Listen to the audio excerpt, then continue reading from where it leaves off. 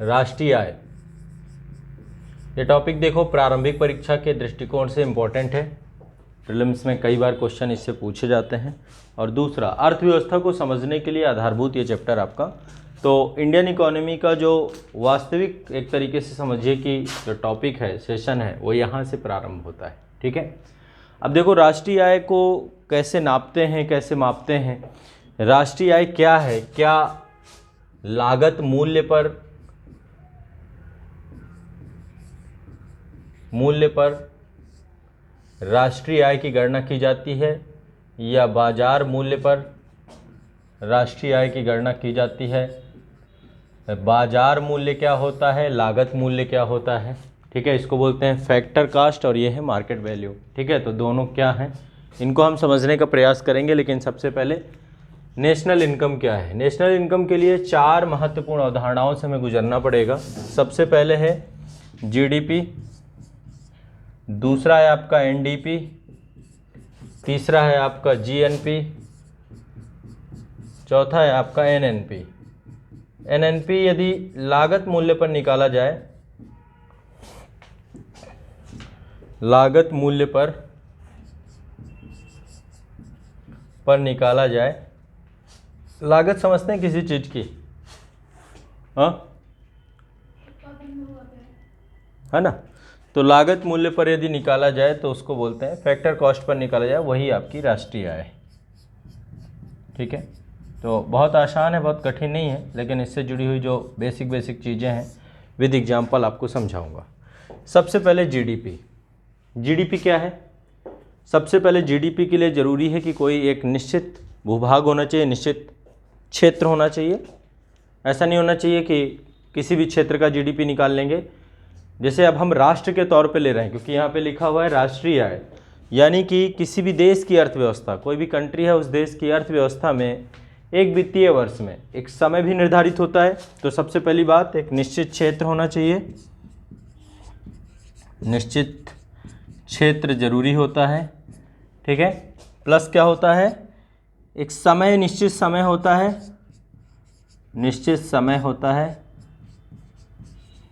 ठीक है, निश्चित क्षेत्र क्या है, एक देश की अर्थव्यवस्था, कोई भी देश की अर्थव्यवस्था हो सकती है।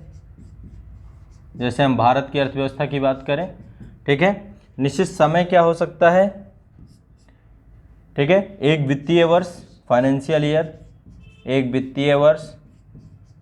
ठीक है, तो एक निश्चित क्षेत्र में, यानी एक किसी देश की अर्थव्यवस्था के एक वित्तीय वर्ष में उस देश की घरेलू सीमा, एक टर्म्स और आता है, इस देश की घरेलू सीमा। घरेलू सीमा ये क्या होती है? किसी देश की घरेलू सीमा किसे हम समझते हैं? घरेलू सीमा के भीतर उत्पादित वस्तुओं और सेवाओं का, घरेलू सीमा के भीतर उत्पादित दो चीजें हैं यहाँ पे, किनका उत्पादन करेंगे? या तो हम गुड्स का करेंगे, वस्तुओं का करेंगे, या फिर हम सर्विसेज का करेंगे, सेवाओं का करेंगे। वस्तुओं और सेवाओं का अंतिम मौद्रिक मूल्य, अंतिम मौद्रिक मूल्य क्या कहलाता है? इसको हिंदी में बोलते हैं सकल घरेलू उत्पाद। सकल घरेलू उत्पाद। क्लियर है? इतनी सी बात है। अब इसमें सबसे महत्वपूर्ण चीज ये है कि घरेलू सीमा क्या है। जब तक हम घरेलू सीमा को नहीं समझेंगे, शायद हम समझ ना पाए कि जीडीपी को हम कैसे निकालें। ठीक है, तो घरेलू सीमा को समझना बहुत ज़रूरी है। आमतौर पे देखें तो घरेलू सीमा में केवल और केवल देश का, जैसे हमारा देश है, हमारी कंट्री, हमारा देश की बॉर्डर्स हैं, कोई भी देश है उसकी एक सीमाएं हैं। कैसी कैसी सीमाएं हो सकती हैं? 3 तरीके की सीमाएं होती हैं किसी भी देश की। पहली होती है स्थलीय सीमा, जो स्थल से जुड़ी होती है। दूसरी होती है समुद्री सीमा, और तीसरी होती है राजनीतिक सीमा। ठीक है, स्थलीय, प्लस समुद्री प्लस राजनीतिक। राजनीतिक का मतलब है कि पॉलिटिकली यदि मान लीजिए हम यहाँ पर हैं, भारत यहाँ पे है और हमारा ही कोई एक द्वीप हमने ले लिया, हिंद महासागर में हमारे कई द्वीप हैं, तो वहाँ पे भारत का राजनीतिक नियंत्रण है ना, जहाँ जहाँ पे हमारा पॉलिटिकल नियंत्रण हो सकता है प्रशांत महासागर में कोई द्वीप भारत के नियंत्रण में आ जाए, भविष्य में हो सकता है फ्यूचर में ऐसा हो कि ब्रिटेन में हम कब्जा कर लें, समझ रहे। तो क्या हो गई है हमारी राजनीतिक सीमा हो गई, पॉलिटिकल नियंत्रण हो गया, पॉलिटिकल कंट्रोल हो गया, तो वो भी हमारे घरेलू सीमा के अंतर्गत आएगी। तो 3 तरीके की सीमाएं होती हैं, लेकिन ये तो आप सिर्फ और सिर्फ ज्योग्राफिकल डोमेन से देख रहे हैं। यदि आप आर्थिक डोमेन से देखेंगे, इकोनॉमिक डोमेन से देखेंगे, तो घरेलू सीमा क्या होती है। सबसे पहली चीज, किसी भी देश की ये तीनों सीमाओं को जोड़ दीजिए। पहले नंबर पे तो तीनों सीमाएं होती हैं, आर्थिक दृष्टिकोण से हम देख रहे हैं घरेलू सीमा, इकोनॉमिक प्रोस्पेक्टिव से, ठीक। पहले चीज तो ये, किसी भी देश की जितना भी स्थल भाग उसके क्षेत्र में है, जितना भी समुद्री भाग है और जितना राजनीतिक नियंत्रण है उसका, किसी भी देश में हमने राजनीतिक नियंत्रण स्थापित कर लिया, ठीक। ये घरेलू सीमा हो जाएगी। इसके बाद एक या एक से अधिक देशों के बीच चलने वाले वायुयान और जलयान होता है। भारत से कोई एक एरोप्लेन उड़ा, अमेरिका गया, अमेरिका के बाद सिंगापुर गया, तो क्या माना जाएगा, किस पे जुड़ेगा, जो इनकम क्रिएट होगी उससे क्या माना जाएगा, पूरा वायु क्षेत्र वो सब किस में आ जाएगा।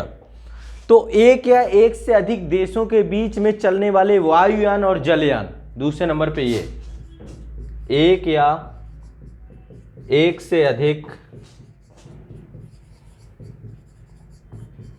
देशों के मध्य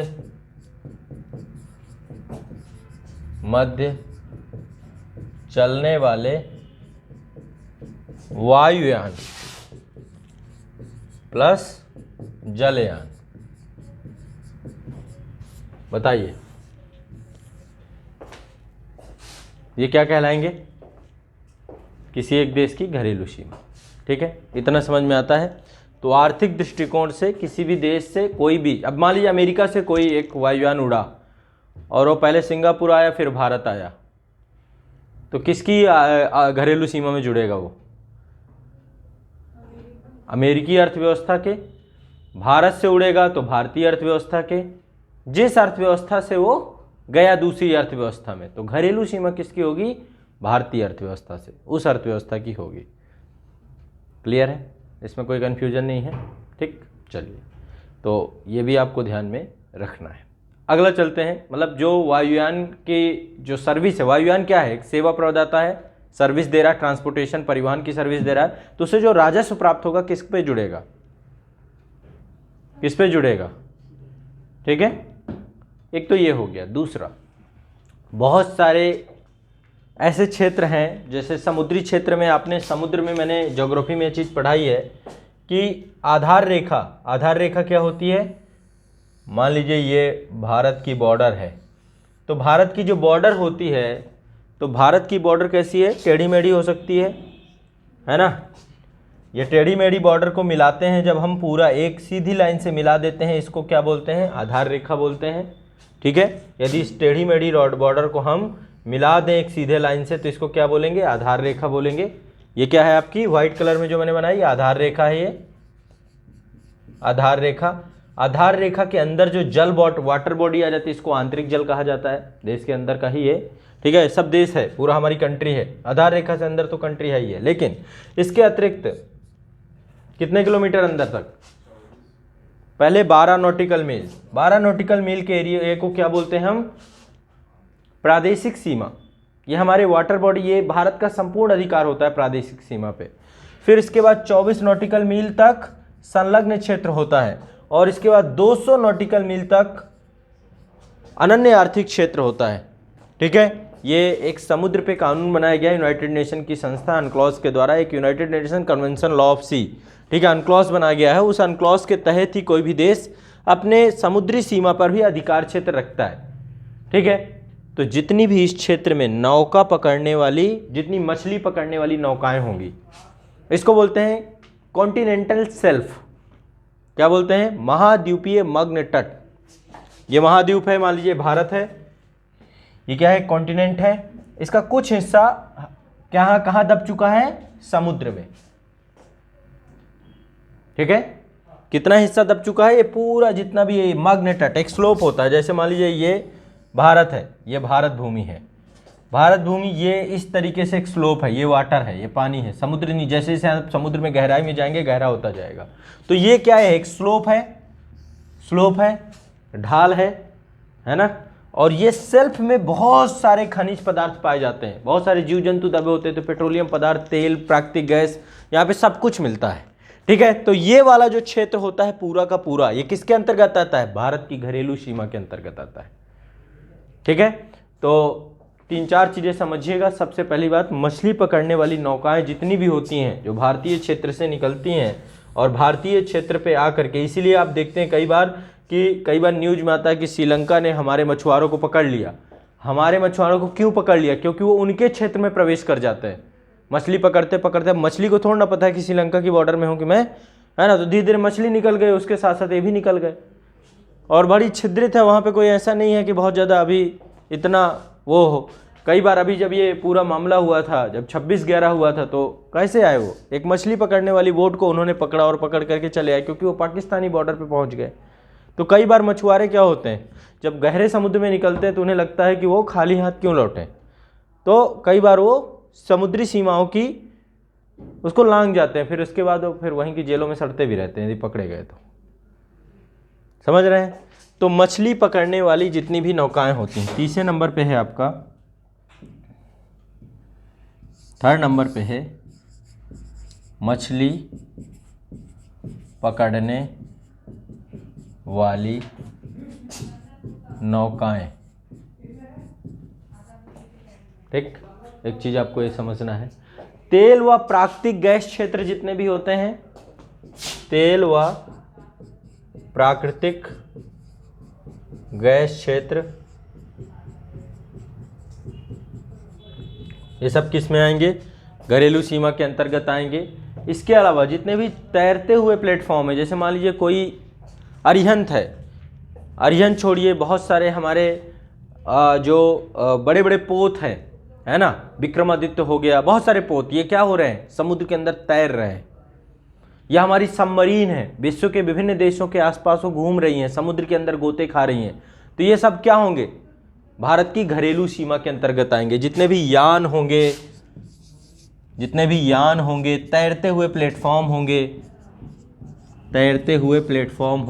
तो ये सब क्या है, भारत की घरेलू सीमा। इनके अंदर जो भी इकोनॉमिक एक्टिविटी होगी, तो ये सब किसको माना जाएगा, भारत की डोमेस्टिक घरेलू सीमा के अंतर्गत आएंगे। इसके अलावा और क्या क्या हो सकता है, अंतर्राष्ट्रीय जल सीमा में चलाए जाने वाले जितने भी, ये जो मैंने आपको बताया है 200, ये अंतर्राष्ट्रीय जल सीमा इसी को कहते हैं। इसके बाद खुला समुद्र होता है, खुला समुद्र मतलब वो सबके लिए होता है, फिर सब उसका उपभोग कर सकते हैं। ठीक है, इसके अलावा बहुत सारे इंटरनेशनली, बहुत सारे एक दूसरे देशों के पास म्यूचुअली हमारे क्या होते हैं, कॉन्ट्रैक्ट साइन हो जाते हैं।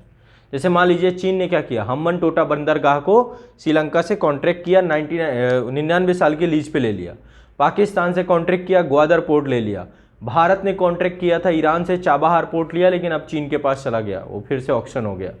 तो जो इस तरीके से अंतर्राष्ट्रीय समझौतों के माध्यम से जो क्षेत्र हमें प्राप्त हो जाते हैं, और उन क्षेत्रों में जो इकोनॉमिक एक्टिविटी होगी वो क्या मानी जाएगी, घरेलू सीमा। ठीक है, तो 5वें नंबर पे क्या होगा, अंतर्राष्ट्रीय समझौतों के माध्यम से प्राप्त क्षेत्र, अंतर्राष्ट्रीय समझौतों के माध्यम से प्राप्त क्षेत्र। ठीक है, ये क्या हो जाएगा, हमारी घरेलू सीमा हो जाएगी। इसके अलावा, ठीक है, ये सभी क्या हो गए आपके। इसके अलावा हमारे देश के बहुत सारे दूतावास हैं, है ना, बहुत सारे दूतावास हैं, उच्चायुक्त हैं, जो विश्व के अन्य विभिन्न देशों की सीमाओं पर अवस्थित हैं। ठीक है, भारत में भी बहुत सारे देशों के दूतावास हैं।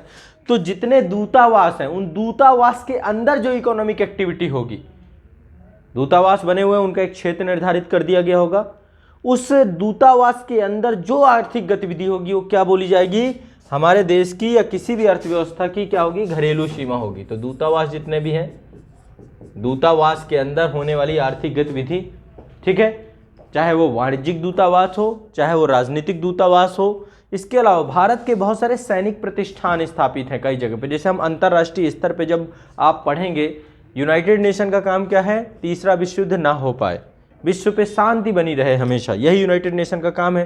तो उसके लिए अंतर्राष्ट्रीय शांति सेना भेजनी होती है। कई बार हमारे बहुत सारे देशों के साथ म्यूचुअली कॉन्ट्रैक्ट साइन हो चुके हैं, जिसमें हम उनके साथ रक्षा संबंध स्थापित करते हैं, युद्धाभ्यास करते हैं। तो ऐसे में जो हमारी सैनिक प्रतिष्ठान है विश्व में कई जगह पे, जो अंतर्राष्ट्रीय शांति सेना के तौर पे गए हैं, कहीं भी गए हैं, जैसे मान लीजिए अमेरिका आके तालिबान में बैठ गया, अफगानिस्तान में बैठ गया, तो अफगानिस्तान में वो जो क्षेत्र है जहाँ पे सैनिक वहाँ पे रुके हुए हैं, उसके अंदर जो आर्थिक एक्टिविटी होगी वो क्या होगी, हमारी घरेलू सीमा होगी। ठीक है, तो जो दूतावास है, जो सैनिक प्रतिष्ठान है, ये क्या होंगे हमारे। इसके अलावा मान लीजिए इसरो ने क्या किया कि अपना एक अंतरिक्ष स्टेशन बनाया और स्पेस में भेज दिया।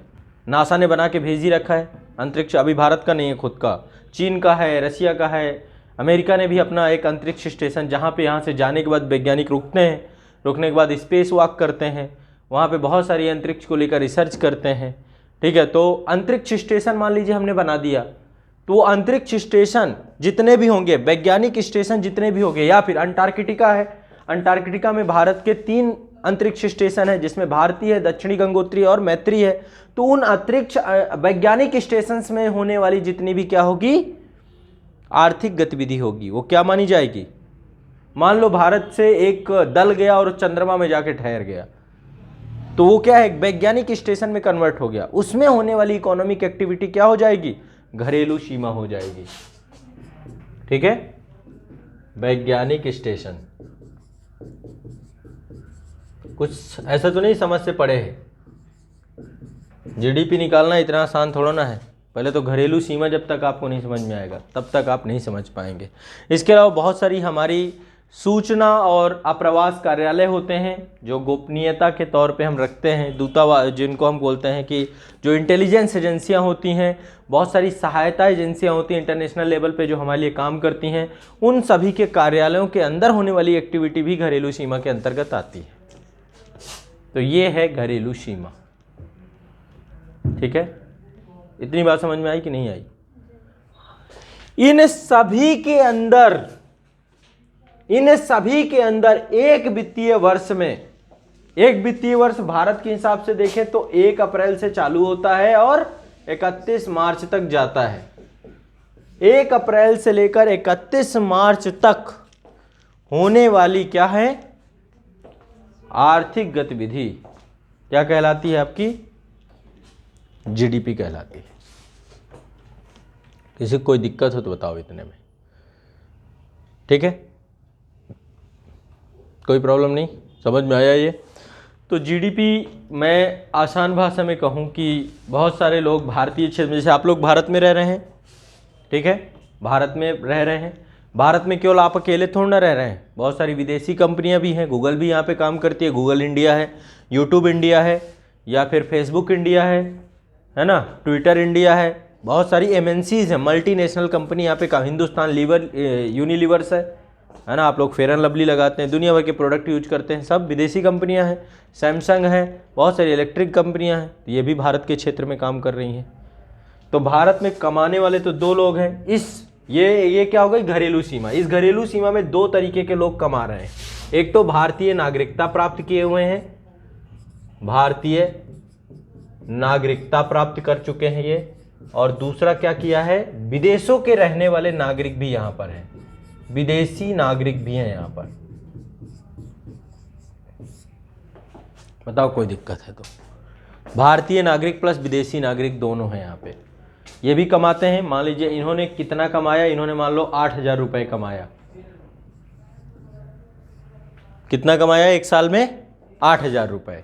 इन्होंने कितना कमाया, 10,000 रुपए घरेलू सीमा में। ओ ज़्यादा बढ़ गया, 10,000 रुपए।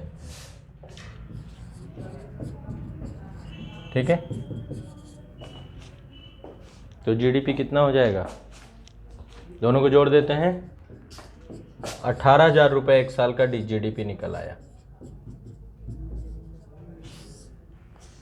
कोई दिक्कत?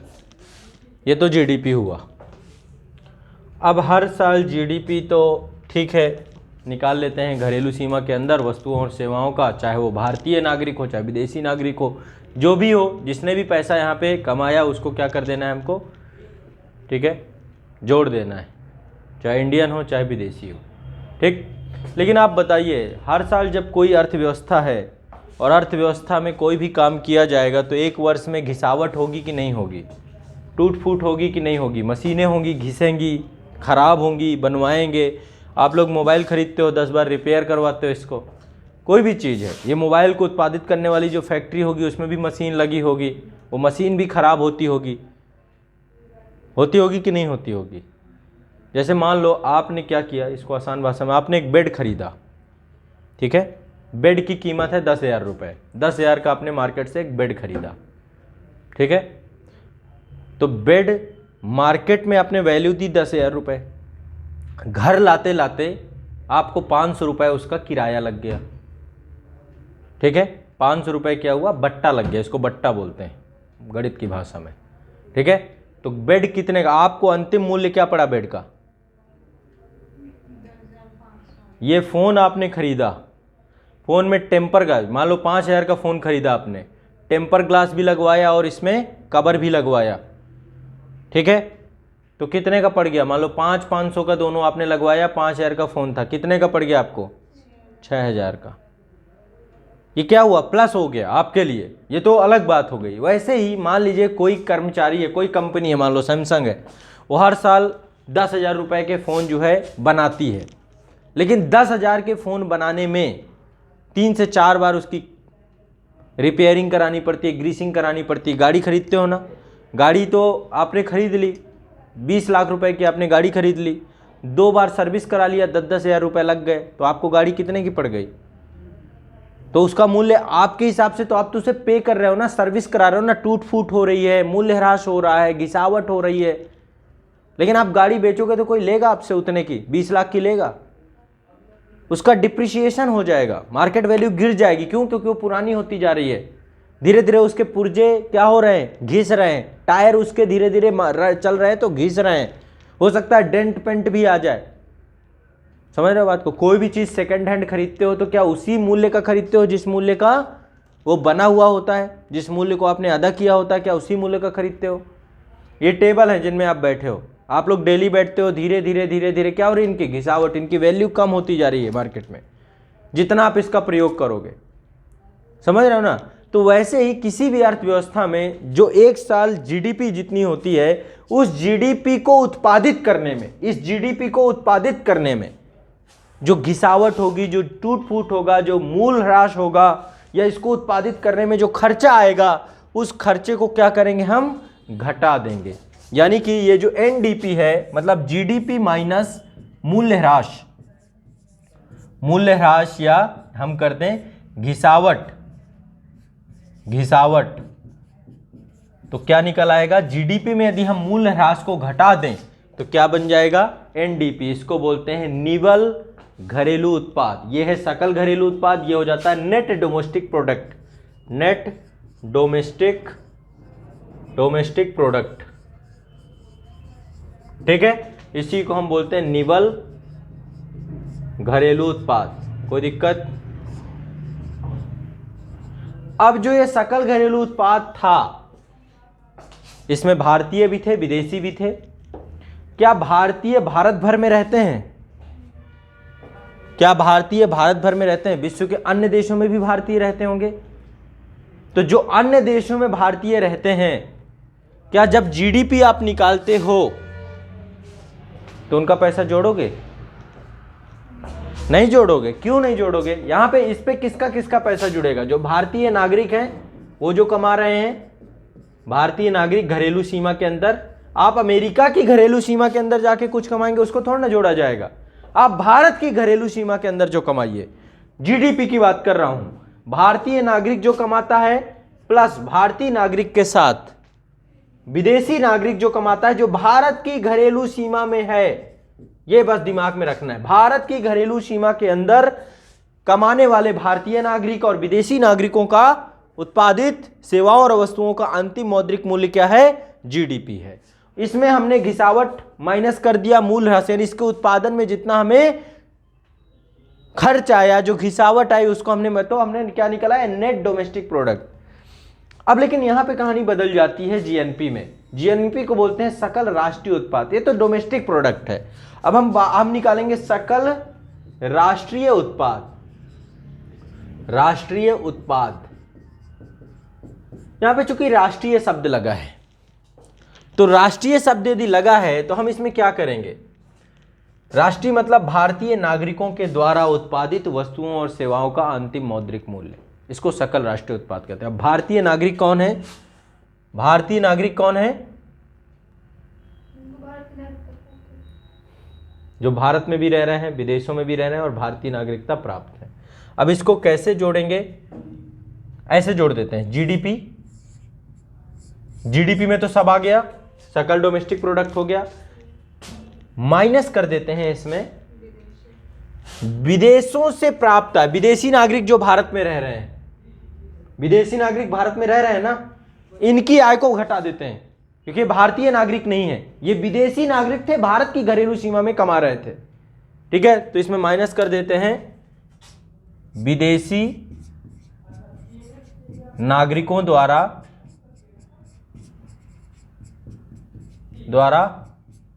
उत्पादित मौद्रिक मूल्य। ठीक, और इसमें क्या जोड़ देंगे? विदेशों में रहने वाले भारतीय नागरिकों की आय। भारतीय घरेलू सीमा के अंदर जो विदेशों से प्राप्त आय होगी, जो भारतीय नागरिक भारत को भेजते हैं, रेमिटेंस बोलते हैं इसको। समझ रहे हो? दोनों अलग अलग चीजें। भारतीय सीमा में रहने वाले विदेशी नागरिकों की आय को हमने घटा दिया। क्यों घटा दिया? क्योंकि वो दूसरे देश के नागरिक हैं, तो उस देश की अर्थव्यवस्था में उनका पैसा जुड़ेगा। जब सकल राष्ट्रीय, क्योंकि ये नेशनल इनकम निकाल रहे हैं हम अब। ठीक है, तो जीडीपी में क्या घटा देंगे? भारतीय घरेलू सीमा में विदेशी नागरिकों द्वारा उत्पादित वस्तुओं और सेवाओं का अंतिम मौद्रिक मूल्य, और इसमें जोड़ क्या देंगे? विदेशों में रहने वाले भारतीय नागरिक, विदेशों में रहने वाले भारतीय नागरिक के वस्तुओं एवं सेवाओं का अंतिम मौद्रिक मूल्य। बताओ, कोई दिक्कत? ये आपका निकल आएगा जीएनपी। ठीक है, बहुत इजी है। अब कुछ नहीं करना है, जीएनपी माइनस घिसावट कर देना है, निकल आएगा आपका एनएनपी। जीएनपी निकाल दिया, जीडीपी में यदि इतना माइनस कर दें, जीएनपी निकल आएगा। जीएनपी में मूल ह्रास घटा देंगे तो नेट नेशनल प्रोडक्ट, इसको बोलते हैं निवल राष्ट्रीय उत्पाद, निवल राष्ट्रीय उत्पाद, यही राष्ट्रीय आय है। यदि हम इसको किस में निकाल लें? इसको किस में मिला लें? लागत मूल्य में।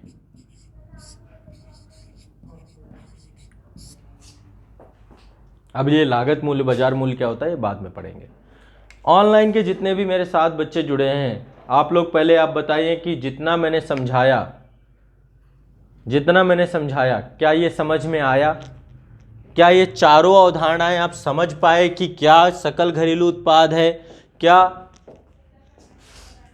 निवल घरेलू उत्पाद है, क्या सकल राष्ट्रीय उत्पाद है, क्या निवल राष्ट्रीय उत्पाद है? चारों अवधारणाओं में कोई कुछ तो समझ में आया होगा ना सभी को? हाँ, ठीक है, ऑल क्लियर। और कुछ, कोई कन्फ्यूजन किसी को? आ गया? चलो, अभी छापने से ज़्यादा आ जाएगा, बिल्कुल कंफर्म हो जाएगा।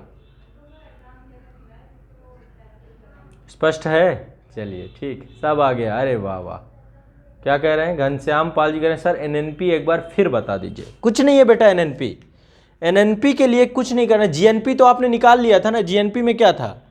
जीडीपी में हमने घटा दिया विदेशी नागरिकों की उत्पादित जो भारतीय की घरेलू सीमा में है, विदेशी नागरिक रह रहे हैं, उनकी आय को हमने माइनस कर दिया जीडीपी में, और जोड़ क्या दिया, जो विदेशों में रहने वाले भारतीय नागरिक हैं उनकी आय को हमने जोड़ दिया इसमें।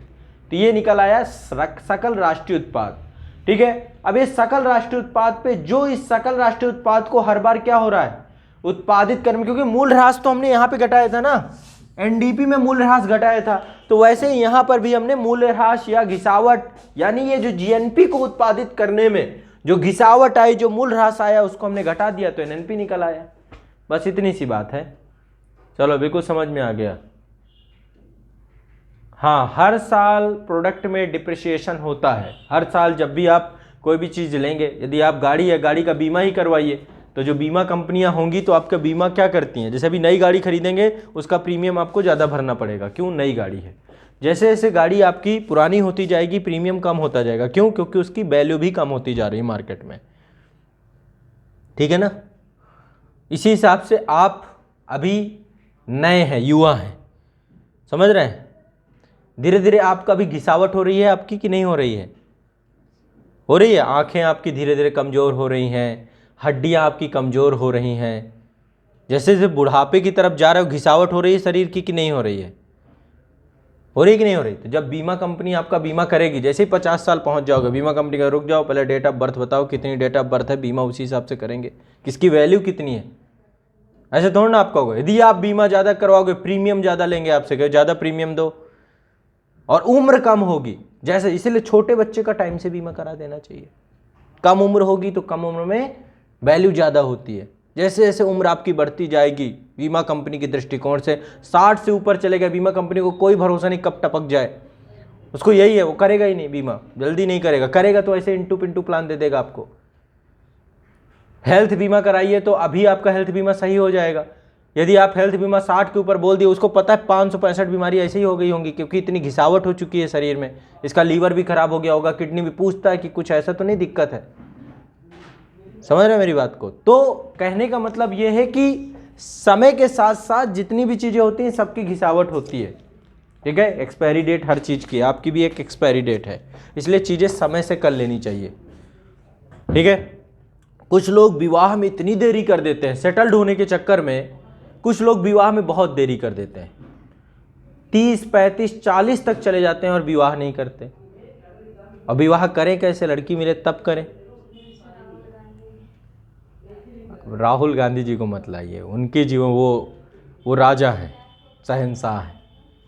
आप लोग सलमान खान से तुलना करते हो, वो भी शहंशाह हैं, सुपरस्टार हैं, उनको उनसे क्यों तुलना करते हो। आप आम आदमी हो, आम आदमी से तुलना करो। ठीक है, महापुरुषों से तुलना मत करो अपनी। ठीक है, तो यदि आप विवाह करना चाहते हो, मेरा सजेशन है, यदि आप या तो चाहते हो आजीवन अविवाहित रहो, बहुत अच्छी चीज़ है, कोई इसमें बुराई नहीं है, बहुत सारे लोग रहते हैं।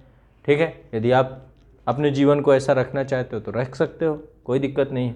लेकिन यदि आप विवाह करना चाहते हो तो ऐसा ना हो कि डिप्रिसिएशन का शिकार हो जाओ आप भी, आपका ह्रास दर, मूल्य ही घट जाए। और दूसरा एक चीज़ समझिए, लॉजिक क्या है टाइम से विवाह करने का, लॉजिक क्या है। पहला लॉजिक ये है कि यदि आप 30 साल में मान लीजिए शादी करते हैं, मैं आपको एक थोड़ा सा आइडिया दे रहा हूँ। आज के टाइम में हमारी उम्र कितनी है, पहले होता था, आज के टाइम में आपकी उम्र कितनी है, 60 साल मान लीजिए। 60 साल के बाद कभी भी आप टपक सकते हैं, औसत उम्र 65 साल के आसपास है, 65 भी चले जाएंगे, लेकिन शरीर टूट जाता है आपका 60 साल में। तो आपने संतानोत्पत्ति की, विवाह करने का पहला तरीका यही है कि आप वंशवाद बढ़ाएंगे, संतानोत्पत्ति करेंगे, है ना। तो संतान मान लीजिए आपने 30 में किया, 31-32 में जाके आपकी संतान उत्पत्ति हुई।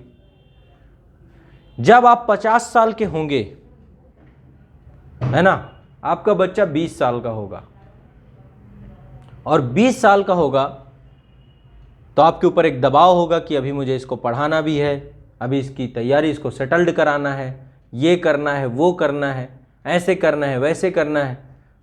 आधी टेंशन आपकी ये होगी। यदि आप, हो सकता है चलो ठीक है 25 तक, वो भी क्योंकि सेटल्ड होते, आपके लक्षण जब 30 साल तक वाले हो गए, जो 30 के ऊपर चले जाए, 30 तक तब भी मैक्सिमम सही है, परफेक्ट टाइम है कि चलो ठीक है, 20 के बाद वो सिंसियरली जो है 25 तक में सेटल्ड हो जाएगा, 55 में आप रिटायर हो गए या 60 में भी आप रिटायर हो गए तो कोई दिक्कत नहीं है, आपकी चल जाएगी। यदि आपने 35-40 में कहीं जाके किया, 35 पहुंच गए और आपने किया, तो बच्चा आपका पैदा होगा वही 36-37 साल में, और तब तक जब आप 60 साल के होंगे तब उसको जो है उसका ग्रेजुएशन चल रहा होगा और आपकी टेंशन चल रही होगी। तो यदि जीवन में पेंशन का मज़ा लेना है, जीवन में रिटायरमेंट का मज़ा लेना है ना, तो वैवाहिक जीवन को समय से संपादित कर देना चाहिए। 30 साल अधिकतम उम्र होनी चाहिए आज के टाइम पे, इससे ज़्यादा ना निकले। अब इसमें से जितने ऑनलाइन वाले हैं इनमें से आधे ज़्यादा लोग तो 30 से ऊपर चले गए हैं। अब ये टेंशन में कि इकॉनमी पढ़ें कि विवाह की व्यवस्था करें, तो पहले पढ़ाई कर लो 1-2 साल अच्छे से और इसके बाद देख लो। वाह, ये देखिए कह रहे हैं सर कोई यूपीएससी की तैयारी करने वाले मिले तो हो जाएगा। यूपीएससी की तैयारी करने वाला अपने जीवन से दूर कर दो, ज़्यादा अच्छा है, नहीं तो इकॉनमी में ही भिड़े रहोगे कि घरेलू सीमा क्या है। चलो ठीक है, कोई बात नहीं, ऐसे ही मैं मजाक कर रहा था, इसको सीरियस नहीं लेना किसी को कि आप सीरियस ले लें। ये कौन है? आकांक्षा गुप्ता सर, 10 साल हो गए विवाह को और 20 में ही कर दिया था। चलो छोड़िए। तो हम लोग ये समझ में आ गया कॉन्सेप्ट सभी को, ठीक है। अब थोड़ा सा इसको लिख लेते हैं। देखो अपना अपना खुद का तजुर्बा हो सकता है, इसको पर्सनल रखना इस मैटर को, ये तो मेरे खुद के सजेशंस थे आप लोगों के लिए, ठीक है। आप लोगों पे ही लागू होते हैं, मेरी तरफ मत देखो सब लोग। लाइफ में अविवाहित जीवन का अपना ही आनंद है, ठीक है। हेडिंग ड्रिल डालो, कहाँ पे हैं हम लोग? मैथमेटिकल फॉर्म में अगर लिख दे तो भी तो बेटर है। किसको? हाँ, सब तरीके से लिखवाएंगे, ज़्यादा मैथमेटिकल के चक्कर में मत रहो। हिंदी देवनागरी ज़्यादा अच्छा है, हिंदी देवनागरी में ही हम चीज़ों को लिखेंगे, बाकी मैथमेटिकल भी लिखवा दूंगा, टेंशन मत लो। लिखो, हेडिंग क्या डलवाया था मैंने आप लोगों को? पुराना तो लिखना नहीं, इतिहास की पुराना भी लिखना, कुछ लिखवा दूंगा। पहले ये परिभाषा लिख लेते हैं। सबसे पहले लिखो राष्ट्रीय आय से संबंधित, राष्ट्रीय आय के मापन हेतु, ये लिखिए, राष्ट्रीय आय के मापन हेतु 4 अवधारणाएं प्रचलित हैं। राष्ट्रीय आय के मापन हेतु, हेडिंग डालना है राष्ट्रीय आय, राष्ट्रीय आय के मापन हेतु 4 अवधारणाएं प्रचलित हैं। नंबर 1, सकल घरेलू उत्पाद, सकल घरेलू उत्पाद, इंग्लिश में ग्रॉस डोमेस्टिक प्रोडक्ट या जीडीपी, शॉर्टकट में जीडीपी ज़्यादा फेमस है, प्रचलित नाम है। सकल घरेलू उत्पाद ब्रैकेट में लिख लीजिएगा जीडीपी। दूसरा है आपका निवल या शुद्ध घरेलू उत्पाद, निवल को ही शुद्ध भी बोलते हैं, कहीं पे शुद्ध घरेलू उत्पाद आ जाए तो कंफ्यूज मत हो जाइएगा। निवल या शुद्ध घरेलू उत्पाद, जीएनपी नहीं, एनडीपी, एनडीपी माफ करिएगा, NDP, net domestic product, net domestic product. Next है आपका सकल राष्ट्रीय उत्पाद, सकल राष्ट्रीय उत्पाद, सकल राष्ट्रीय उत्पाद को लिखेंगे gross national product, gross national product, सकल राष्ट्रीय उत्पाद। इसके बाद है अगला आपका निवल या शुद्ध राष्ट्रीय उत्पाद, निवल या शुद्ध राष्ट्रीय उत्पाद, नेट नेशनल प्रोडक्ट,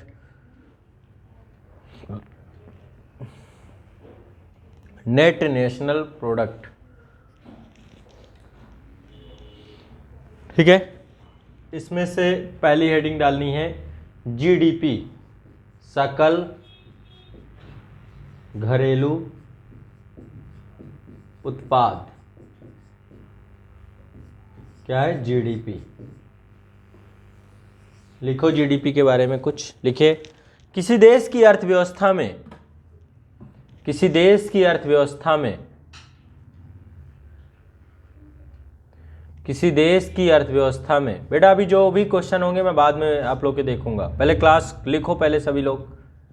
किसी देश की अर्थव्यवस्था में एक वित्तीय वर्ष में, एक वित्तीय वर्ष में उस देश की घरेलू सीमा के भीतर, उस देश की घरेलू सीमा के भीतर उत्पादित वस्तुओं और सेवाओं के मौद्रिक मूल्य का योग ही,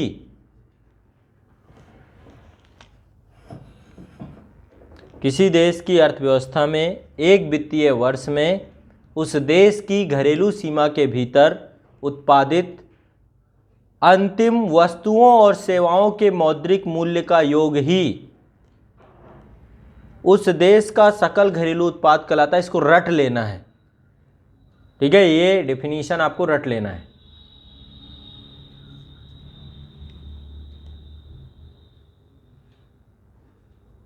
ठीक है, तो ये बात मैंने आपको बता दी थी कि जीडीपी में जरूरी नहीं है कि देश के सभी नागरिक ही रहें, विदेशी नागरिक भी इसमें सम्मिलित होते हैं। ठीक है, उस घरेलू सीमा में चाहे देशी हो चाहे विदेशी हो, जो भी करेगा वो किसकी हो जाएगा, उस देश के, ठीक है, जीडीपी का हिस्सा हो जाएगा, चाहे जो आके करे। फेसबुक यहाँ पे काम कर रही है तो फेसबुक के द्वारा जो भी पैसा हो वो सब जीडीपी का हिस्सा है। ठीक है, इससे पता चलता है कि किसी देश की घरेलू सीमा की आर्थिक स्थिति कितनी है, वो कितना प्रोडक्शन कर सकती है, कितना विदेशी ले जा रहे हैं आपसे।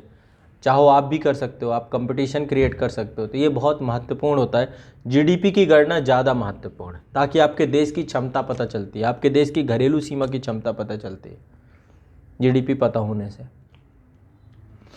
ठीक है, आगे लिख लीजिए यहाँ पे, जीडीपी में सदैव यह आवश्यक नहीं है कि जीडीपी में सदैव यह आवश्यक नहीं है कि यह केवल देशवासियों द्वारा उत्पादित सेवाओं का ही परिणाम हो। में सदैव यह आवश्यक नहीं है कि यह केवल आवश्यक नहीं है कि यह केवल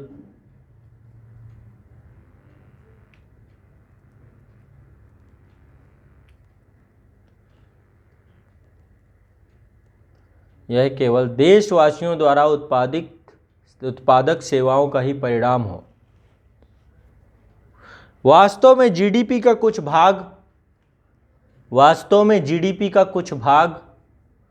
विदेशियों की उत्पाद सेवाओं का भी परिणाम हो सकता है।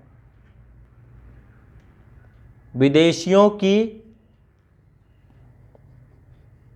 उत्पाद सेवाओं का परिणाम हो सकता है।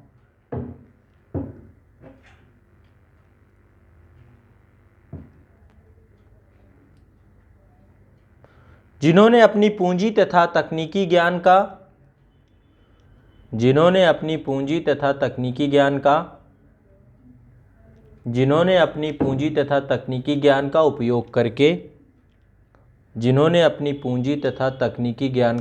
करके देश में कुल उत्पादित वस्तुओं और सेवाओं के कुल उत्पादित वस्तुओं और सेवाओं के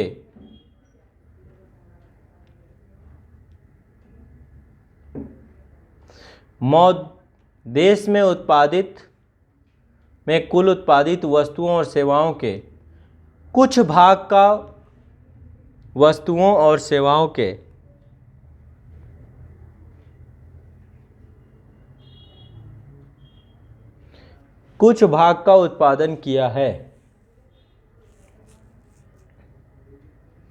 अर्थात जीडीपी में देश में रहने वाले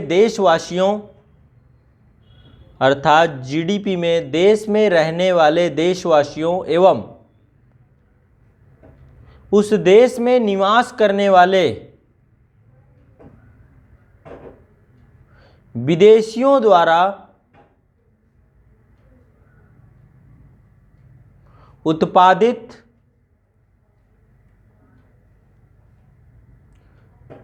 अंतिम वस्तुओं और सेवाओं के मौद्रिक मूल्य का योग होता है।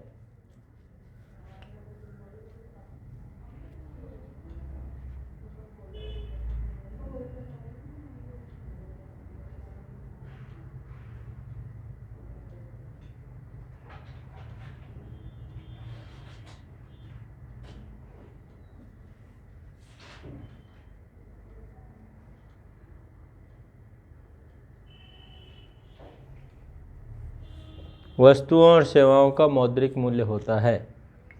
ठीक है, क्लियर है। एग्जाम्पल के तौर पे लिख लीजिए, भारत के संदर्भ में देख लेते हैं उदाहरण इसका। उदाहरण वही है जो मैंने दिया था।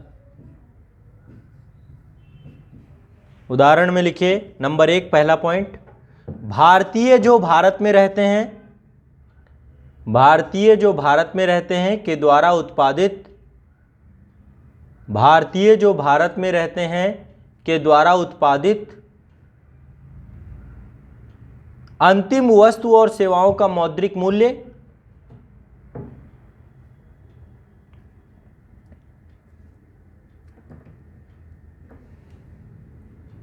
कितना है? 10,000 रुपये।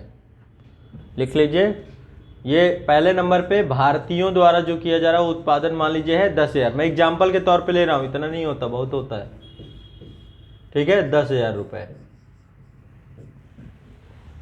तो भारतीय जो भारत में रहते हैं, भारतीय जो विदेशों में रहते हैं वो अलग है, उनको राष्ट्रीय इनकम पे देखेंगे, ठीक। नंबर 2, भारत में निवास करने वाले विदेशियों द्वारा, भारत में निवास कर रहे विदेशियों द्वारा उत्पादित अंतिम वस्तुओं और सेवाओं का मौद्रिक मूल्य,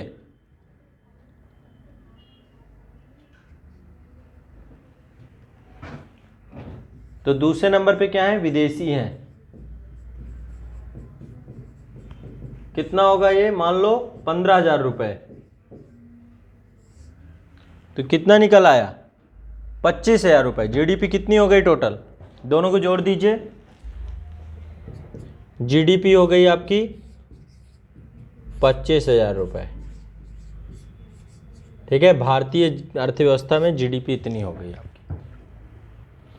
बताएं कोई दिक्कत हो तो? नहीं है ना?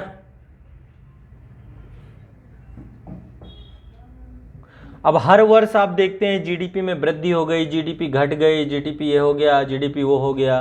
चूंकि ये इसमें सबसे बड़ी चीज़ क्या होती है? प्रति वर्ष आंकड़े प्रकाशित होते हैं और तुलनात्मक तौर पे देखा जाता है कि पिछले साल से कितना बढ़ा या कितना घटा, तो वही जीडीपी की वृद्धि दर होती है, ठीक है। तुलनात्मक करेंगे, पिछली वर्ष जैसे अभी इस बार मान लो 25,000 निकल आई, अगली बार 27,000 हो गई, तो कितना परसेंट बढ़ गया? कितना बढ़ा? कितना परसेंट बढ़ा फिर?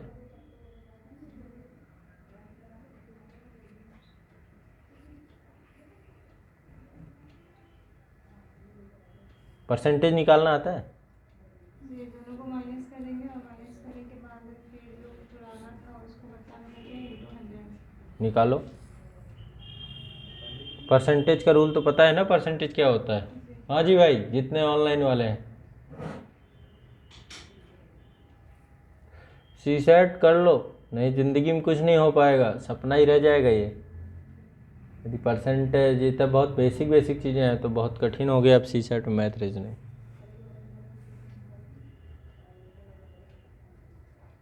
आठ परसेंट? हाँ, 8% निकल रहा है। 2.5% बोल रही हैं सुचिता कुमारी जी। 2.5 कहाँ से निकाल दिया? कैसे निकाला? पहले तो घटा है 27,000 हम्म और फिर बट्टा में जो पहले वाला था यानी 25,000 मल्टीप्लाइड में 100, तो परसेंटेज का यही दूसरा। बिल्कुल, मैं मना कर रहा हूँ क्या? मुझे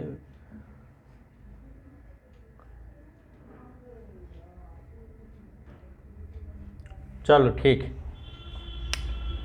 पढ़ लो भाई, नहीं तो तकलीफ हो जाएगी आपकी। तो वार्षिक प्रतिवर्तन हर वर्ष दिखाया जाता है कि जीडीपी कितनी बढ़ गई, कितनी घट गई।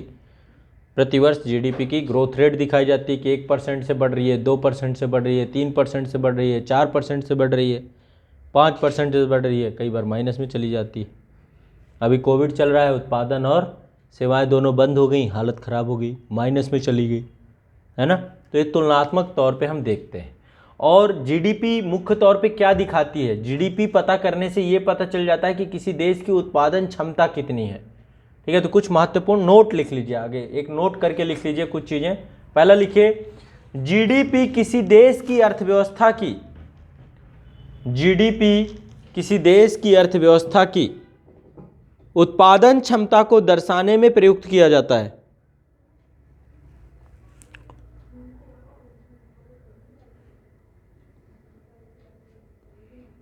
जीडीपी किसी देश की अर्थव्यवस्था की उत्पादन क्षमता को दर्शाने में प्रयुक्त किया जाता है।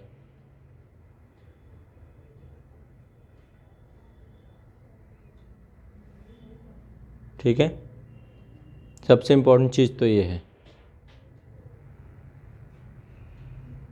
दूसरा क्या है, जीडीपी में स्थान महत्वपूर्ण होता है।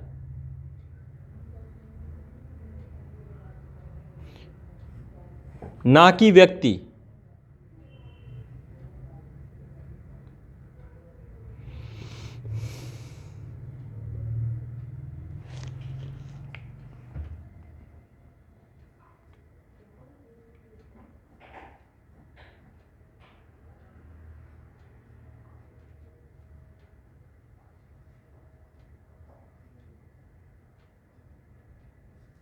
ठीक है, अब इसका एक सूत्र लिख लीजिए, जीडीपी का सूत्र क्या है।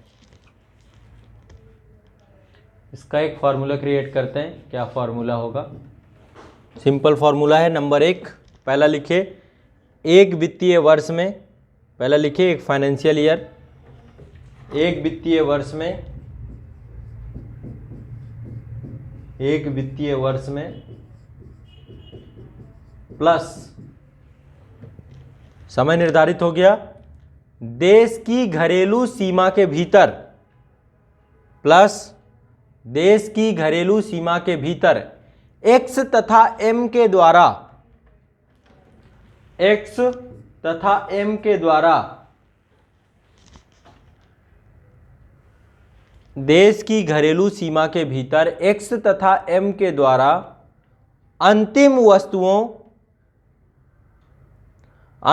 वस्तुओं और सेवाओं का उत्पादन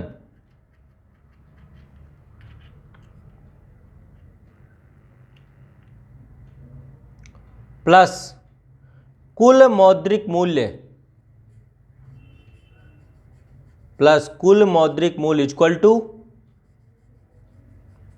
इक्वल टू क्या है? जीडीपी। ठीक है, यहां पे x इक्वल टू क्या है, नीचे डाल दो। x इक्वल टू भारत में रहने वाले भारतीय,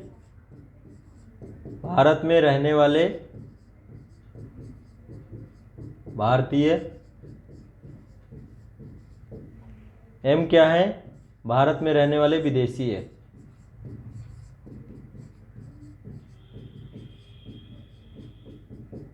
विदेशी।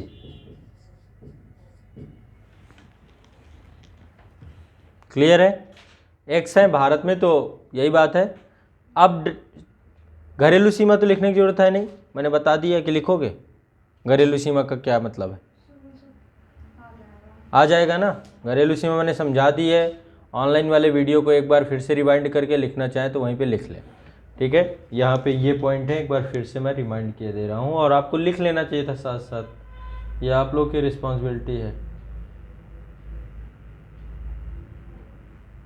यह है ना, स्थलीय, समुद्री प्लस राजनीतिक सीमा, एक या एक से अधिक देशों के मध्य चलने वाले वायुयान, जलयान, मछली पकड़ने वाली नौकाएं, तेल प्राकृतिक क्षेत्र, यान तथा तैरते हुए प्लेटफॉर्म, अंतर्राष्ट्रीय समझौतों के माध्यम से प्राप्त हुए क्षेत्र, और दूतावास, सैनिक प्रतिष्ठान, वैज्ञानिक स्टेशन, ये सारे इसी के अंतर्गत आते हैं, घरेलू सीमा के अंतर्गत। ठीक है, नेक्स्ट हेडिंग डालिए। अच्छा, जो हमारे देश में बहुत सारे दूतावास अवस्थित हैं, उनको घरेलू सीमा में रखेंगे? वो घट जाएंगे, वो नहीं रहेंगे। जो विदेशों के अवस्थित हैं यहाँ पे दूतावास, उन देशों की घरेलू सीमा होंगी। ठीक है, जितना तो ये म्यूचुअली वियना कन्वेंशन के थ्रू ये सारी चीज़ें बनाई गई ताकि देशों की संप्रभुता सुनिश्चित रह सके।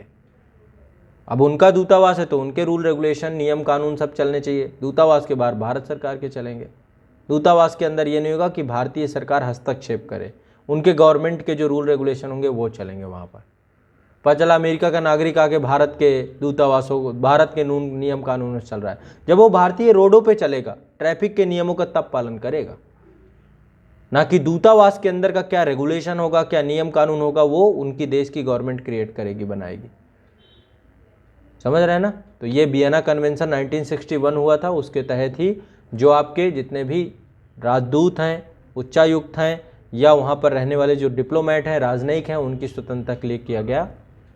ठीक है, अगला डालिए, एनडीपी, निवल या शुद्ध घरेलू उत्पाद, निवल या शुद्ध घरेलू उत्पाद,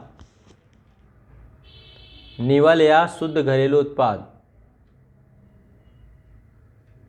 प्रेसिड जी, सी सेट के लिए आपको कोर्स है आपका सी सेट का, आज़ाद IAS एकेडमी ऐप में है, उसको ज्वाइन करना चाहिए। ठीक है, तो आपको वहाँ पे कंप्लीट मैथ, रीजनिंग, कम्प्रीहेंशन, ये सारे टॉपिक वहाँ कवर हो जाएंगे। बट मैथ रीजनिंग को अच्छे से आपको कर लेना है। ऐश्वर्य अग्रवाल सर के द्वारा करवाया गया और शशि शेखर शर्मा सर हैं, 2 लोगों ने करवाया है। बहुत बढ़िया से आपका सी सेट कवर हो जाएगा। लिखिए, निवल घरेलू उत्पाद में किसी अर्थव्यवस्था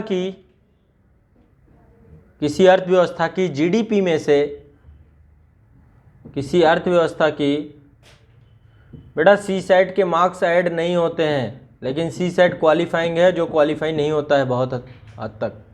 किसी अर्थव्यवस्था की जीडीपी में से एक वर्ष की घिसावट, किसी अर्थव्यवस्था की जीडीपी में से एक वर्ष की घिसावट टूट फूट के मूल्य ह्रास को घटाकर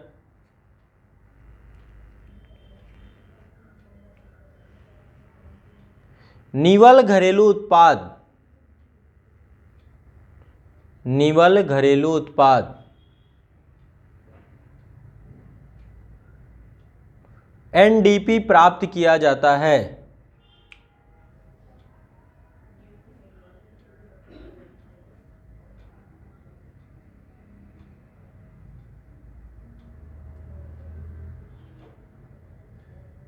एनडीपी प्राप्त किया जाता है। वास्तव में जिन पूंजीगत वस्तुएं जैसे मशीनों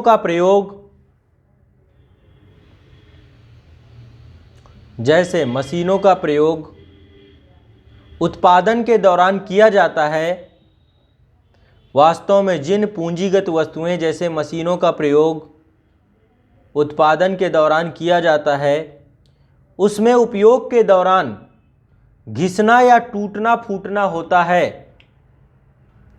उसमें उपयोग के दौरान घिसना या टूटना फूटना होता है, जिसे मूल्य ह्रास कहते हैं।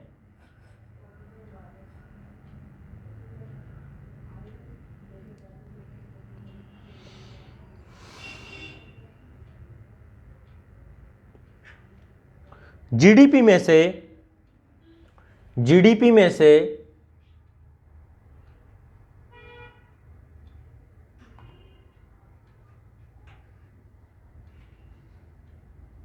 भारत में विदेशी दूतावास है तो हमारे जीडीपी में जुड़ेगा, ना तो विदेशों में हमारे दूतावास हैं तो वो हमारी जीडीपी में जुड़ेंगे। देखो बेटा, एक चीज़ दिमाग में बैठाओ, मैं यहाँ क्या बोल रहा हूँ, भारत की घरेलू सीमा। अभी हम जब एनएनपी निकालेंगे तब हम भारत के दूतावासों को जोड़ेंगे भारत में। अभी तो जीडीपी में जब निकालेंगे, जीडीपी क्या निकाल रहे हैं, जीडीपी में भारत की घरेलू सीमा क्या है, विदेशों में अवस्थित दूतावास भी हैं भारत की घरेलू सीमा। तो जब जीडीपी निकालेंगे तो विदेशों में वो भारतीय घरेलू सीमा के अंतर्गत वहां पे जो उसको जोड़ा जाएगा, समझ रहे हो। और घटा के क्या रखेंगे, यहां पे जितने विदेशी दूतावास हैं उनको हम नहीं जोड़ेंगे जीडीपी में, जबकि वो भारत की राजनीतिक सीमा के अंदर हैं। समझ रहे हो मेरी बात, नहीं समझ पा रहे हो। ये इंडिया है आपका, यहाँ पे एक कंट्री ले लेते हैं, अमेरिका ले लेते हैं, ठीक है। यहाँ पर एक दूतावास है और यहाँ पे एक दूतावास है, यहाँ पे इंडिया का दूतावास है, यहाँ पे यूएसए का दूतावास है। ये आपका इंडिया है, ठीक है, ये आपका यूएसए है। तो कुछ नहीं, सिंपल सी बात, इसमें कौन सी इतना सोचना। ये भारत की घरेलू सीमा में आएगा, ठीक है, और ये अमेरिका की घरेलू सीमा में आएगा। तो जब जीडीपी निकाला जाएगा तो इसको जोड़ लिया जाएगा और इसको घटा दिया जाएगा, इसको जोड़ा ही नहीं जाएगा क्योंकि हमारी घरेलू सीमा ही नहीं, तो जोड़ेंगे ही क्यों। जब जोड़ेंगे नहीं तो घटाने की जरूरत क्या है। तो घरेलू सीमा के अंदर बस ये बात है। तो विश्व में जितने देश हैं सब में दूतावास है, बात बराबर ही होती है। जितना क्षेत्र इसको हमने यहाँ दिया होगा, इसने उतना क्षेत्र हमें वहाँ दिया होगा। ठीक है, म्यूचुअल कंसर्न होता है ये किसी देश का, जितना हम उसको प्रेफरेंस देंगे, क्योंकि सभी देश संप्रभु हैं, तो बात बराबर ही है। ठीक है, उसकी एक्टिविटी है। कहाँ पे हम, कहाँ पे हो, जीडीपी में इस प्रकार के मूल्यह्रास के मौद्रिक मूल्य को घटाकर निवल घरेलू उत्पाद प्राप्त किया जाता है। जीडीपी में इस प्रकार के मूल्यह्रास के मौद्रिक मूल्य को घटाकर निवल घरेलू उत्पाद प्राप्त किया जाता है। क्या समस्या है कुछ? क्या? छूट जाने दो, सब मोह माया है। छूट जाने दो, क्या करना है, आगे बढ़ो। जीवन में आगे बढ़ना चाहिए। पुरानी बातें छूट जाएं तो छोड़ देना चाहिए। पुरानी बातों को लेकर बैठोगे तो ग्रंथि पड़ जाएगी, गांठ पड़ जाएगी, मन कुंठित रहेगा, तनाव ज़्यादा होगा। तो जो छूटता जाए उसे छोड़ते जाओ। कितना याद करोगे, सब लिखा है किताबों में, ठीक है ना। खुश हो जाया करो जब छूट जाए तो समझ आए चलो छूट गया, इतना तो छूटा कम से कम। फिर ऐसे कहीं यूपीएससी छूट गया तो दिक्कत है। यूपीएससी भी छूट जाए तो कोई बात नहीं, छूट जाने दो, क्यों दिक्कत है, और मिलेगा और करेंगे। तो जीवन में जब चीज़ें जुड़ें और फिर छूट जाएं तो छूट जाने दो, रोको मत, जाने दो, क्योंकि जाने वाले को कोई नहीं रोक पाता है। जो रुकना है वो रुकेगा। जो चीज़ भूल जाते हो भूल जाओ, जो याद रह जाती हैं याद रखो, जीवन शांत हो जाएगा, मन स्थिर हो जाएगा। अब दिक्कत क्या है, जो छूट गया है वो चाहिए, जो अभी आ रहा है वो नहीं चाहिए। वर्तमान में जीने की आपकी दिक्कत है। अभी समय चल रहा है ना, कुछ आपको क्या पड़ी है, पिछला टाइम मैंने कितना खराब कर दिया, ये कर दिया, वो कर दिया, उसे छोड़ ही नहीं पा रहे हो, जिससे आज का एंजॉय नहीं कर रहे हो। आज के 10 दिन बाद आज के बारे में बोलोगे कि ये वाला दिन मैंने बहुत अच्छा जी लिया होता, और ये नहीं कह रहा हो कि मैं इसको इस तरीके से निकाल दिया। बहुत गूढ़ बात बता रहा हूँ आपको। तो जीवन में जो छूटता जाए छोड़ते जाओ, जितने लोग छूटते जाएं छोड़ते जाओ, जो जुड़ते जाएं जोड़ते जाओ।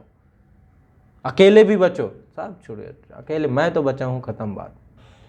ठीक है, जीवन में सुखी रहोगे। संतुष्टि का यही सबसे बड़ा मार्ग है। जो छूटे छोड़ दो, जो जुड़े जोड़ लो, ठीक है ना। ठीक है, एनडीपी छूट गया कोई बात नहीं। अब कहाँ पे है नेक्स्ट, ये कौन है? फैमिली एक्सपेक्टेशन का क्या होगा? फैमिली अपनी एक्सपेक्टेशन खुद पूरा कर लेगी, ठीक है। आपके पैदा होने के पहले वो थे, और आप एक्सपेक्टेशन, मैं क्या बोल रहा हूँ और क्या समझ रहे हैं आप। चलो लिखते हैं, नहीं ज़्यादा छूट जाएगा। कहाँ पे है? हो गया, ये कंप्लीट हो गया। एग्जाम्पल के तौर पे उदाहरण लिख लो, फिर से आ जाओ उदाहरण पे।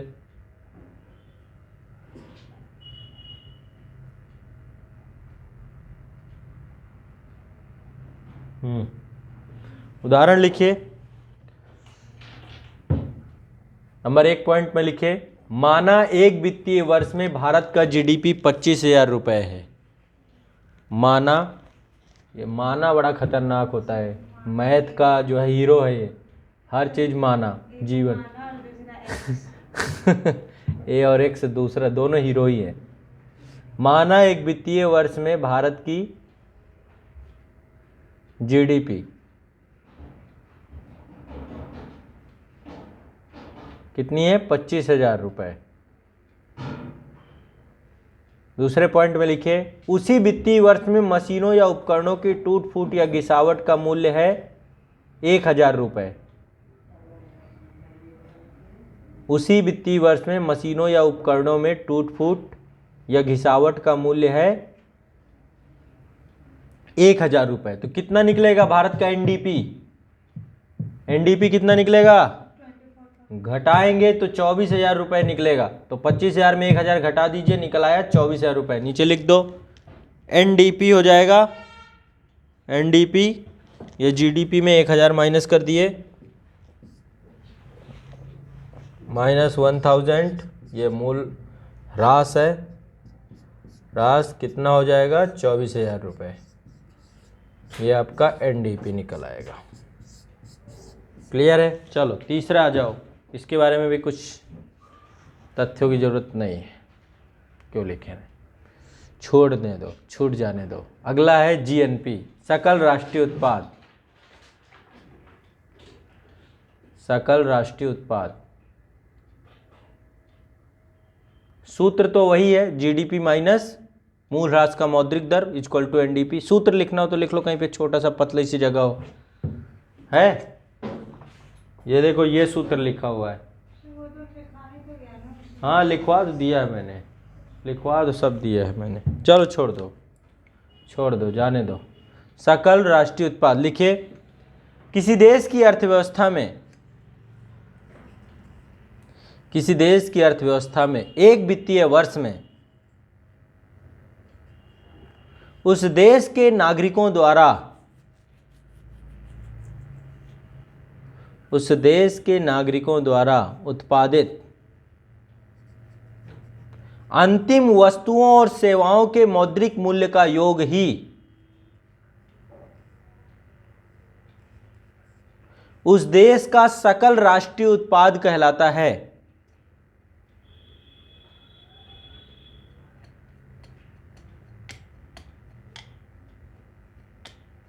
सकल राष्ट्रीय उत्पाद कहलाता है। अतः जीएनपी में देश के नागरिकों द्वारा, अतः जीएनपी में देश के नागरिकों द्वारा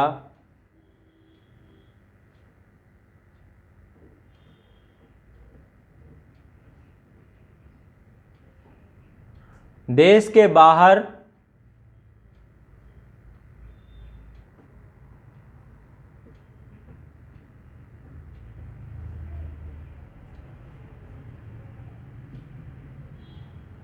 उत्पादित वस्तुओं के मूल्य को भी शामिल किया जाता है।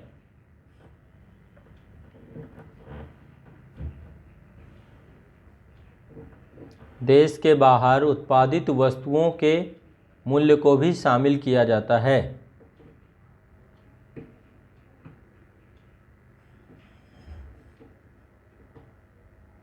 तो ये केवल क्या है, देश के नागरिकों द्वारा उत्पादित है। तो देश के नागरिक कौन होंगे, चाहे भारत में रहें चाहे विदेशों में रहें, सिंपल सी बात है, ठीक है। उनका जो वही सकल राष्ट्रीय उत्पाद होगा। तो देश के नागरिकों द्वारा उत्पादित वस्तुओं, विदेशों में रहने वाले नागरिकों के उसको जोड़ लेते हैं, और विदेशों के नागरिक जो रह रहे होते हैं उनका घटा देते हैं, ठीक है। तो कहाँ तक हो गया। अतः जीएनपी में देश के नागरिकों द्वारा देश के बाहर उत्पादित वस्तुओं के मूल्य को भी शामिल किया जाता है, और देश के भीतर रहने वाले विदेशियों द्वारा अर्जित आय को घटा दिया जाता है। और देश के भीतर रहने वाले विदेशियों द्वारा अर्जित आय को घटा दिया जाता है। अर्जित आय को घटा दिया जाता है।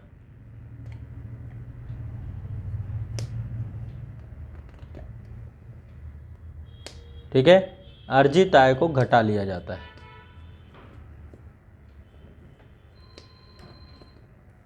नंबर 1 उदाहरण लिखिए, उदाहरण एग्जाम्पल के तौर पे। पहला पॉइंट में लिखिए, भारत में रहने वाले भारतीयों द्वारा उत्पादित, भारत में रहने वाले भारतीयों द्वारा उत्पादित अंतिम वस्तुओं और सेवाओं का मौद्रिक मूल्य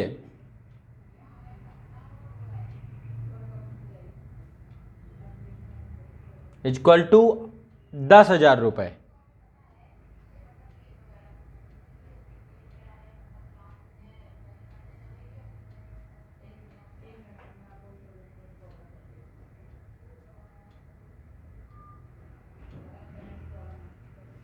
नंबर 2 है, विदेशों में रहने वाले भारतीयों द्वारा अर्जित आय, विदेशों में रहने वाले भारतीयों द्वारा अर्जित आय, ये भी मान लीजिए है आपकी 8,000 रुपये। तो भारत में रहने वाले भारतीयों की आय कितनी है, 10,000 रुपये। भारत में ये जो भारतीय हैं इनकी है 10,000 रुपये। अच्छा, विदेशों के जो भारतीय हैं इनकी आय है 8,000 रुपये। भारतीय विदेशी हैं, भारत में रहने वाले जो विदेशी हैं इनकी आय कितनी होगी? 10,000 रुपये। पहले लिखवाई थी मैंने, यही लिखवाई थी ना, 10,000 15,000 लिखवाई थी। कितना लिखवाया था? 15,000 लिखवाई थी ना, 15,000 ही लिखो, वही लिखो। तीसरे नंबर पे लिखो, भारत में निवासित विदेशियों की आय को घटाया जाता है, इक्वल टू 15,000 लिख लो। तो बहुत आसान है जीएनपी निकालना। जीएनपी निकाल लो। जीएनपी कितना होगा? 10,000 प्लस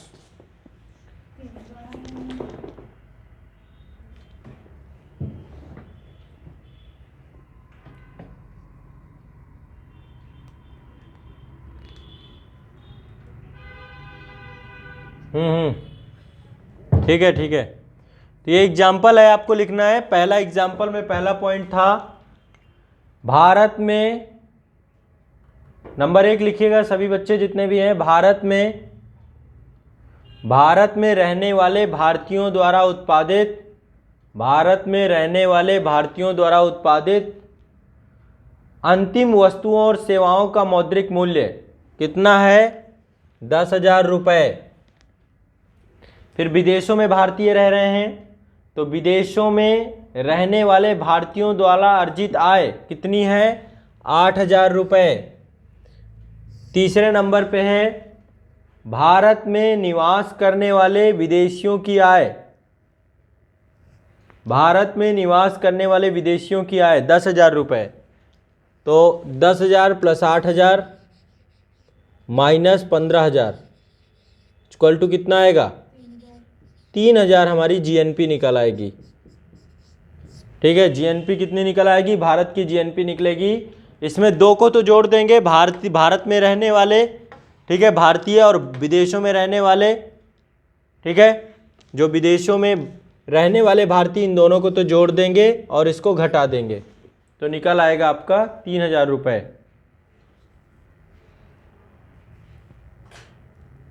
ठीक है, कोई दिक्कत नहीं है। अब जीएनपी से क्या पता चलता है? किसी अर्थव्यवस्था की बाहरी शक्तियों की, जैसे हमारी अर्थव्यवस्था में किसी बाहरी शक्ति की कितना रोल है, विदेशी कितना भारत में रह के कमा लेते हैं, ये भी पता चल जाता है। ठीक है, यहाँ पे क्या देख रहे हो? भारत में रहने वाले भारतीयों से ज़्यादा कौन कमा रहा है? विदेशी कमा के जा रहे हैं। और विदेशों में रह के भारतीय कितना कमा लेते हैं? तो जीएनपी अर्थव्यवस्था की बाह्य शक्ति को दर्शाता है। और वो क्या दिखाता है? जीडीपी क्या दर्शाता है? घरेलू सीमा, भारत की आंतरिक शक्ति को दर्शाता है कि हमारे देश में कितनी क्षमता है, चाहे विदेशी आके कमाए चाहे भारतीय कमाए, तो जीडीपी से पता चल जाता है। जीएनपी से एक्सटर्नल पावर, कि विदेशी कितना, हम विदेशों से हम कितना कमा के ला रहे हैं, तो एक प्रोडक्टिविटी क्रिएट होती है यहाँ पे। ठीक है, और देश की वस्तुओं की गुणवत्ता कैसी है ये भी पता चल जाता है। और एक चीज ध्यान रखिएगा, जीएनपी में व्यक्ति महत्वपूर्ण होता है कि स्थान महत्वपूर्ण होता है? जीडीपी में स्थान महत्वपूर्ण होता है और जीएनपी में व्यक्ति महत्वपूर्ण होता है। विदेशों में रहने वाले व्यक्तियों की इनकम, भारत में रहने वाले व्यक्तियों की इनकम, यहाँ पे स्थान से मतलब नहीं है, यहाँ पे व्यक्ति से मतलब है। दोनों में ये अंतर है बहुत बड़ा। ठीक है, कुछ नोट करके भी लिख लीजिए, नोट करके लिख लीजिए। बाकी जो बच्चे जिनका कुछ यदि इंटरनेट के कारण से बाधित हुआ हो, आप लोग आगे थोड़ी सी जगह छोड़ के लिख सकते हो, कोई ज़रूरत नहीं है। बाकी मतलब थोड़ा सा ही बाधित हुआ होगा, आपके पास रिकॉर्डेड लेक्चर आ जाएगा, उसको आप देख लेना। ठीक है, लिखिए महत्वपूर्ण तथ्य। पहला है जीएनपी किसी अर्थव्यवस्था की बाह्य शक्ति को दर्शाता है।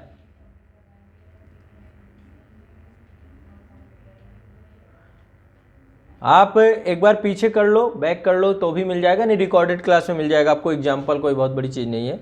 नोट करके लिखो, जीएनपी किसी अर्थव्यवस्था की बाह्य शक्ति को दिखाता है।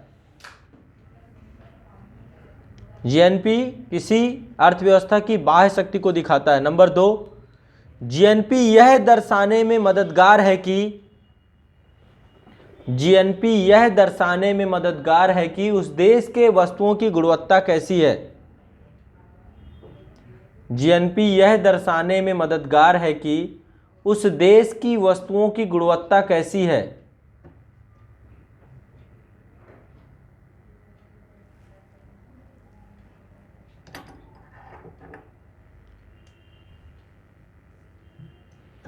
वस्तुओं की गुणवत्ता कैसी है।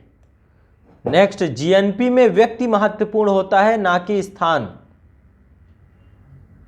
जीएनपी में व्यक्ति महत्वपूर्ण होता है ना कि स्थान।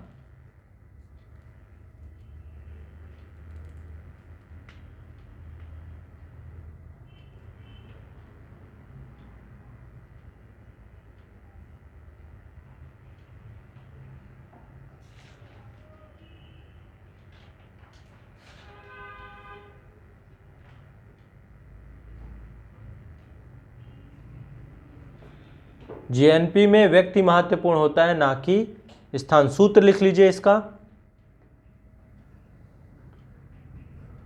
सूत्र, सबसे पहले एक देश होना चाहिए, देश प्लस वित्तीय वर्ष, देश प्लस वित्तीय वर्ष, यहाँ पे घरेलू सीमा का कोई वो रोल नहीं है।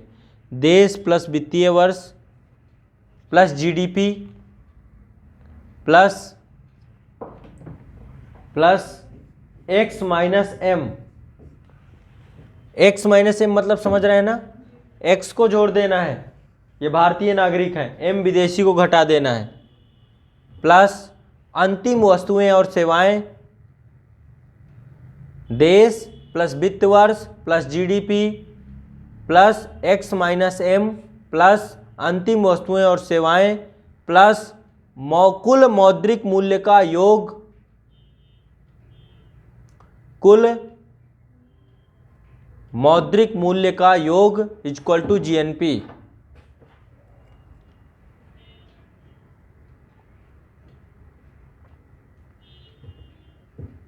ठीक है, एक्स इक्वल टू लिख लीजिए। एक्स क्या है, नीचे एक्स को डिनोट कर लो, एक्स क्या है और एम क्या है। एक्स है भारतीय नागरिकों द्वारा विदेशों में अर्जित आय, भारतीय नागरिकों द्वारा विदेशों में अर्जित आय। एम क्या है, भारत में रहने वाले विदेशियों द्वारा अर्जित आय, भारत में रहने वाले विदेशियों द्वारा अर्जित आय।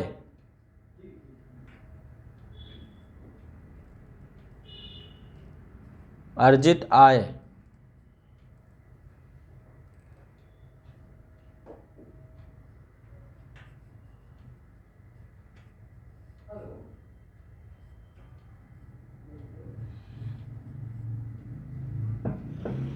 क्लियर। नेक्स्ट अगला है शुद्ध राष्ट्रीय उत्पाद। शुद्ध राष्ट्रीय उत्पाद, नेट नेशनल प्रोडक्ट, एनएनपी बोलते हैं इसको, शुद्ध राष्ट्रीय उत्पाद।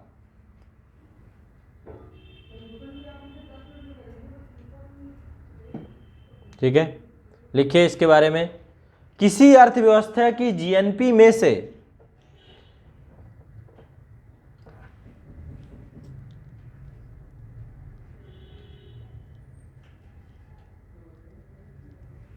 आप लोग रिकॉर्डेड क्लास को देख लीजिएगा, यदि कोई दिक्कत होती है, असुविधा होती है, क्योंकि ये टॉपिक मुझे कंप्लीट आज कराना जरूरी है। किसी अर्थव्यवस्था की जीएनपी में से एक वर्ष के मूल्य ह्रास को घटाकर, किसी अर्थव्यवस्था की जीएनपी में से एक वर्ष के मूल्य ह्रास को घटाकर निवल राष्ट्रीय उत्पाद एनएनपी प्राप्त किया जाता है।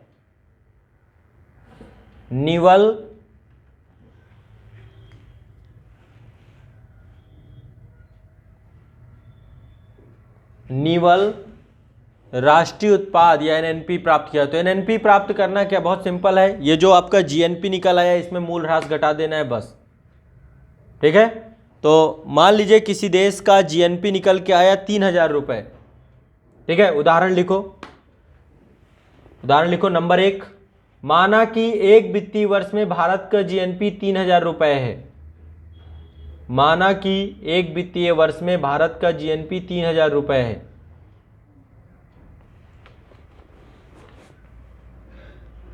मैंने वहां पे कितना माइनस करवाया था, जीडीपी में कितना मूल ह्रास करवाया था, 1,000 करवाया था ना, 1,000 माइनस करेंगे। दूसरा, उसी वित्तीय वर्ष में मशीनों या उपकरण में टूट फूट का मूल्य, उसी वित्तीय वर्ष में मशीनों या उपकरणों में टूट फूट का मूल्य 1,000 रुपये है, मतलब मूल ह्रास 1,000 रुपये है, मूल ह्रास 1,000 रुपये है। तो क्या होगा, एनएनपी कितना निकलेगा, एनएनपी है 2,000 रुपये, एनएनपी है 2,000 रुपये, ठीक है। कुछ महत्वपूर्ण तथ्य लिख लीजिए, बाकी फिर कल करवाऊंगा। पहला लिखिए, एनएनपी ही देश की राष्ट्रीय आय को दर्शाता है। एनएनपी ही देश की राष्ट्रीय आय को दर्शाता है। एनएनपी ही देश की राष्ट्रीय आय को दर्शाता है। नंबर 2, जीएनपी में से प्रतिवर्ष होने वाले, जीएनपी में से प्रतिवर्ष होने वाले मूल ह्रास को घटाकर, जीएनपी में से प्रतिवर्ष होने वाले मूल ह्रास को घटाकर एनएनपी प्राप्त किया जाता है।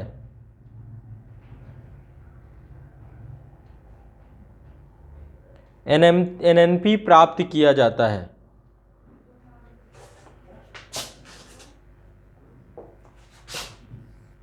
तो जीएनपी इक्वल टू कितना निकलेगा, जीएनपी कैसे निकालेंगे, कैसे निकालेंगे, जीएनपी माफ करिएगा, एनएनपी कैसे निकालेंगे, सूत्र क्या होगा, सूत्र लिख लो। सूत्र फार्मूला है जीएनपी माइनस मूल्य ह्रास, ह्रास इक्वल टू एनएनपी। यही है राष्ट्रीय आय, राष्ट्रीय आय, ठीक है। तो एनएनपी ही देश की राष्ट्रीय आय को दर्शाता है। कोई दिक्कत है? अब इन दोनों के बीच क्या संबंध है, जीडीपी और जीएनपी के बीच में क्या संबंध है, बाजार कीमत और लागत कीमत क्या होती है, इस पे राष्ट्रीय आय कैसे निकालते हैं, इसको भी हम अगली क्लासेस जो होंगी उसमें समझेंगे, दोनों में लेकर के। और चालू व स्थिर कीमतों पर कैसे राष्ट्रीय आय की गणना की जाती है, इनको भी समझेंगे। और वर्तमान में भारत की राष्ट्रीय आय क्या है, इसको लेकर के कितनी कमेटी हैं, बहुत सारी जो आरबीआई है उसके द्वारा भी प्रेडिक्शन किया जाता है। बाकी सारा काम ज़्यादा से ज़्यादा वित्त मंत्रालय, इकोनॉमिक सर्वे, बजट, इन सब में नेशनल इनकम, जीडीपी को लेकर के एक प्रेडिक्शन होता है, ठीक है। और प्रेडिक्शन के बाद इसके रियलिस्टिक आंकड़े भी जारी किए जाते हैं, ठीक है। तो अभी के लिए इतना ही रखेंगे, बाकी जो है नेक्स्ट क्लास में आपको कवर कराएंगे। कुछ पूछना हो, जितना मैंने पढ़ाया इसमें आप लोग बताएं।